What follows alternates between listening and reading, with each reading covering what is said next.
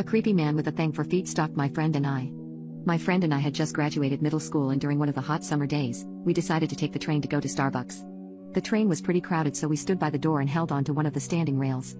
A man had gotten up from his seat and started standing next to us. A couple minutes go by and we noticed he had been staring down at my friend's feet pretty intensely. My friend is wearing no socks to go along with her sandals. All of a sudden, this old man complimented her sandals.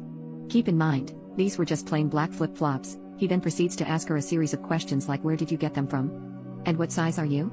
When finally he asks if he can take them off and see them, to which she tells him no.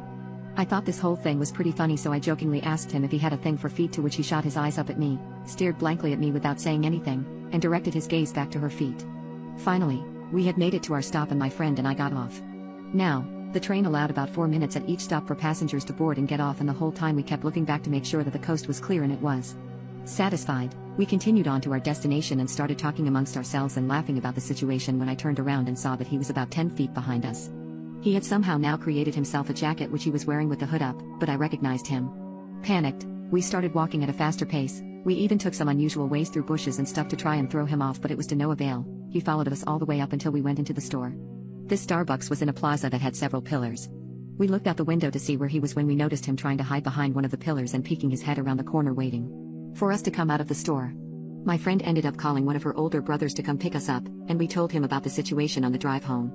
Her other brother was in the car with us and asked us to describe the way he looked. When we told him, he pulled up a local news article on his phone that had his picture attached to it.